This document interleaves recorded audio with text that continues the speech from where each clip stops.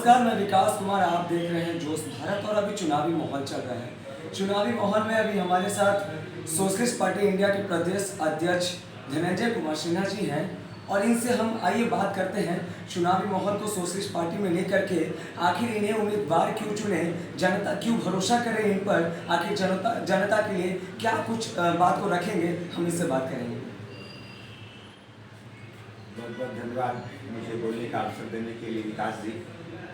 Socialist party India ने बिहार विधानसभा के सभी सीटों पर चुनाव लड़ने का फैसला किया है और सभी 243 सीटों पर हम लोग उम्मीदवार उतारने जा रहे हैं। साधारणतः यह पिछले एक दशक में भारत की राजनीति में जो सोशलिस्ट पार्टी इंडिया का दखल रहा है, उसमें किसी भी राज्य के सभी सीटों पर विधानसभा चुनाव पिछले एक दशक में नहीं लड़े गए हैं। यह बिहार के मामले में ऐसा निर्णय राष्ट्रीय कमेटी और राज्य कमेटी ने लिया है। तो यह सुखद इस ख्याल से भी है कि सोशलिस्ट पार्टी का गठन 1934 में बिहार के पटना के अंजुमन इस्लामिया हॉल में ही किया गया था, जब जयप्रकाश नारायण, आचार्य नरेंद्र देव जी, डॉक्टर राम मनोहर लोहिया एवं अन्य कई वैसे वरिष्ठ नेतागण मिल करके इन्होंने गठन किया था सोशलिस्ट पार्टी का बिहार में। और उसी बिहार में यह हमारा सौभाग्य है कि एक लंबे समय के बाद सभी सीटों को लड़ने का निर्णय पार्टी ने बहुत सोच समझ के लिया है। समाजवाद की विचारधारा को मजबूत करने के उद्देश्य से यह निर्णय लिया गया है। जो समाजवाद शब्द को संविधान से हटाने की मुहिम केंद्र सरकार, भाजपा एवं अन्य उनके सहयोगी संगठनों के द्वारा चलाया जा रहा है, प्रयास किया जा रहा है, उसको जवाब देने के लिए, उसको रोकने के लिए सोशलिस्ट पार्टी इंडिया का बिहार के सभी सीटों पर चुनाव लड़ने का निर्णय लिया गया है। और अब आने वाले बिहार के बाद सभी राज्यों के और 29 में जो लोकसभा का चुनाव होगा, उस समय भी भारत के अधिकतर सीटों पर सोशलिस्ट पार्टी चुनाव लड़ेगी। और हम तो ऐसा समझते हैं कि सभी के सभी सीटों पर लड़ेगी, क्योंकि सोशलिस्ट पार्टी इंडिया 1951 में भी सोशलिस्ट पार्टी ने चुनाव लड़ा था। सीटें भी हमें 12 के करीब एमपी उसमें हुए थे। बिहार में भी बाद में विधानसभा चुनाव लड़े गए थे सोशलिस्ट पार्टी के द्वारा। कर्पूरी ठाकुर पहली बार जब विधायक बने तो सोशलिस्ट पार्टी के विधायक बने, सोशलिस्ट पार्टी से उन्होंने चुनाव लड़ा था। बाद में वे मुख्यमंत्री भी बने। तो हमारा इतिहास एक स्वर्णिम इतिहास है। हमसे कुछ चूकें हुई हैं, उसको हम ठीक ठाक करना चाहते हैं, दुरुस्त करना चाहते हैं। और यह एक बार बिहार से फिर से यह प्रयास जारी है चुनाव के माध्यम से। बिहार बदलाव के लिए कौन कौन से मुद्दे पे आप बात कर रहे हैं जो कि बहुत जरूरी लगता है बिहार के बदलाव के लिए? बिहार और पूरे देश के बदलाव के लिए, और उसी से बिहार का भी बदलाव होगा। अभी वर्तमान में हम लोग समान शिक्षा प्रणाली को अपना अहम मुद्दा मानकर चल रहे हैं। समान शिक्षा प्रणाली कहने का अर्थ हुआ कि चाहे अमीर हो या गरीब, सभी के बच्चों के लिए एक समान शिक्षा व्यवस्था उपलब्ध कराना सरकार की जिम्मेदारी है। निःशुल्क व्यवस्था हो, गुणवत्तापूर्ण व्यवस्था हो। कोई अमीर है तो वह ज़्यादा अच्छे गुणवत्तापूर्ण शिक्षण संस्थानों में पढ़ रहा हो, स्कूल में, कॉलेजों में, विश्वविद्यालयों में। कोई गरीब है तो वह गुणवत्तापूर्ण शिक्षा नहीं प्राप्त कर पा रहा हो पैसे के अभाव में। इसको दूर करने की जिम्मेदारी, इस खाई को, इस भेद को, इस अंतर को दूर करने की जिम्मेदारी सरकार की है। और सरकार को अपने सरकारी खर्च के से, सरकारी उपायों से सभी के बच्चों के लिए, चाहे गरीब हो चाहे अमीर हो, सबके लिए एक समान शिक्षा व्यवस्था उपलब्ध कराने की, मुहैया कराने की व्यवस्था की जानी चाहिए। और वह निःशुल्क हो, बिल्कुल कोई भेदभाव न रह जाए शिक्षालयों में अमीर और गरीब में। यह अब तो हो जाए, ठीक है, आज़ादी से अब तक नहीं हुआ, अब तो हो जाए, क्योंकि शिक्षा ही वह माध्यम है जो लंबे समय से, आप मानिए तो 5000 सालों में जो बड़ा अंतर मानव में धर्म के आधार पर, जाति के आधार पर, शैक्षणिक आधार पर, सामाजिक आधार पर एक खाई बनती रही है, बनी है, बड़ी खाई बनी। उन खाई को पाटने के लिए यह शैक्षणिक अंतर को पहले कम करना पड़ेगा, शैक्षणिक खाई को कम करना पड़ेगा। तो वह जिम्मेदारी सरकार की है, हम उसकी मांग करते हैं। बिहार में मुचकुंद दुबे आयोग ने समान शिक्षा प्रणाली को लेकर सिफारिशें की थी, जिसको सरकार द्वारा लागू नहीं किया गया। हमारी मांग है सरकार उसे लागू करे और समान शिक्षा प्रणाली बिहार में लागू हो पहले और बाद में पूरे देश में लागू। यह हमारा मुख्य मुद्दा है। सर, आज की सरकार में क्या कुछ कमी लगता है जो कि बेहतर आप बिहार की जनता को दे पाएंगे? ऐसे में सरकार की आज की सरकार में क्या आपको लगता है कि वो चीज़ कमी है? देखिए, आज़ादी के बाद से लेकर अब तक जितनी भी सरकारें हुई, सबके कुछ ना कुछ योगदान रहे। ऐसा नहीं कहा जा सकता कि जितनी सरकारें भारत में आई सबकी सब नकारी थी, ऐसा नहीं। सभी सरकारों ने कुछ काम किए हैं। सभी सरकारों के समय कुछ कामों की और जो आवश्यकताएं थी, हो सकती थी, उसमें चूकें हुई हैं।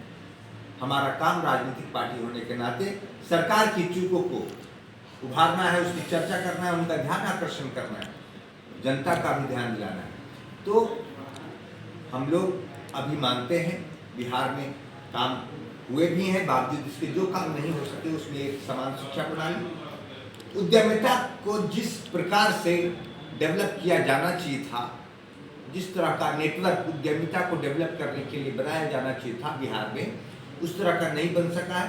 क्योंकि उद्यमिता ही एक रास्ता है, एंटरप्रेन्योरशिप ही एक रास्ता है, जिसके सहारे बिहार से बेरोजगारी को और देश से भी बेरोजगारी को हटाया जा सकता है। तो बिहार में सरकार के स्तर पर इसको लेके प्रभावी कदम उठाए जाने चाहिए। कुछ कदम उठाए गए हैं, लेकिन वह पर्याप्त नहीं है। तो ये दो मुख्य तरीके हैं जिससे हम रोजगार की समस्या से निपट सकते हैं, शिक्षा में भेदभाव की समस्या से निपट सकते हैं। सर, ऐसे में भ्रष्टाचारी, पलायन, बेरोजगारी और शिक्षा आज हर तमाम पार्टियां लोग बात कर रहे हैं। तो ऐसे में जनता आपको उम्मीदवार कैसे चुनेंगे कि आप सोशलिस्ट पार्टी हमारे लिए बेहतर बन करके उभरेंगे? कैसे होगा ये चीज़? हर लोग बात कर रहे हैं। देखिए, विश्वास होने में समय लगता है। विश्वास ऐसी कोई चीज़ नहीं है कि अभी मिले अभी विश्वास हो गया, अभी कुछ बात बोला अभी विश्वास हो गया। ठीक है, कुछ लोग ऐसा करते हैं कि अभी कुछ बोला, कुछ लोग भरोसा भी कर लेते हैं। तो ऐसे झूठ बोलने वालों बहुत सारे हैं, इतनी बनावटी बातें बोलते हैं और सीधी साधी जनता, सीधे साधे कुछ लोग हमारे समाज के उसमें उलझ भी जाते हैं। लेकिन हम सोशलिस्ट पार्टी इंडिया के लोग झूठ पर भरोसा नहीं करते, हम इंतजार करने में भरोसा रखते हैं। हम इंतजार करेंगे, सच बोलेंगे, जो हो सकेगा वो बोलेंगे। हम ऐसा नहीं बोलेंगे कि हमारी सरकार आएगी अगले दिन पलायन रुक जाएगा। हम जानते हैं अगले दिन नहीं रुकेगा। इसके लिए हमें 5 साल प्रयास करना पड़ेगा अच्छे से, कई स्तर पर, तब ये स्थिति आएगी। तो कुछ लोगों के पास, जिनके पास रिमोट है रोकने का, तो वो झूठ बोलते रहें। हम लोग झूठ का सहारा नहीं लेने जा रहे हैं। और आप यह मान कर चलिए कि जो भी तरीका होगा, अब से चुनाव में कम समय है, हम लोग अपनी बातों को जनता तक पहुंचाने का प्रयास करेंगे। लेकिन हम यह अभी पूरी तरह से अपेक्षा नहीं रखते कि आम जन हम पर तुरंत के तुरंत भरोसा कर लेंगे। हम जानते हैं कि भरोसा बनने में समय लगता है और हमें कोई हड़बड़ी भी नहीं है कि इस चुनाव में हमें सरकार बना देनी है अपने बल पर 122 सीट लाकर। हम इस चुनाव में जो लक्ष्य हम लोगों ने रखा है वह है कि अपने 2.5 अंकों में विधायक जीते और सरकार में हमारी भागीदारी हो। हम सरकार की शक्ति का उपयोग करके जनता की सेवा का काम करें और 3-4 साल हमें वक्त जरूर लगेगा जब हम जनता में अपना विश्वास उसी तरह स्थापित कर सकेंगे जैसा 1974 से 1977 के समय आपने देखा। जेपी की अगुवाई में पूरे बिहार में ही नहीं पूरे देश में आंदोलन हुए और तब की वह सरकार कांग्रेस की लौह महिला कही जाती थी इंदिरा गांधी। तो ऐसे नहीं कही जाती थी, सच में भी उनके व्यक्तित्व में कुछ शक्तियां थी और उसको उखाड़ फेंका। उस आंदोलन से हमें भरोसा है हम लोग भी आगे चलकर अपना एक विश्वास जनता में जमा सकेंगे। इसमें थोड़ा वक्त लगेगा। ऐसे में सर ये कुछ ऐसे भी सवाल निकल कर के आते हैं कि कुछ ऐसे पार्टी के लोग कहते हैं कि इस बार की दिवाली तो आएगी मगर ये दिवालियाँ लास्ट होगी और आपके मतलब लाइफ में अब दिवालियाँ आ जाएगा और हम मॉडल कारीगर के रूप में उभारेंगे और कम से कम 10 से 12 हज़ार तक का जॉब होगा, लेकिन कोई भी युवा बाहर ना अपना बिहार को अपनाने वाला होगा, बिहार में काम करने वाला होगा। फिर उस चीज़ को लेकर के आपको क्या देखिए, आप जिस तरह की लाइन बोल रहे हैं, हाँ। ऐसे भी लोग बाजार में घूम रहे हैं। हाँ। दिवालियापन उनका आने वाला है, जमानत उनका जब्त होने वाला है। आप बता दीजिए कि सोशलिस्ट पार्टी इंडिया के प्रदेश अध्यक्ष ने कहा कि ऐसे लोग जो मदारी की तरह राजनीति के साथ खिलवाड़ कर रहे हैं, बिहार की जनता को ठगने के लिए आए हैं, यह तो हम नहीं होने देंगे। बिहार की भोली भाली जनता, सीधी सादी जनता, जिसने हजारों हजार दुखों का सहकर यहाँ तक आज भी भेदभाव शैक्षणिक स्तर पर, आर्थिक स्तर पर, सामाजिक स्तर पर झेलती हुई अंधविश्वास आज भी बचा हुआ है। आज भी कोरोना के समय केंद्र सरकार के प्रोत्साहन पर दिए जला दिए गए।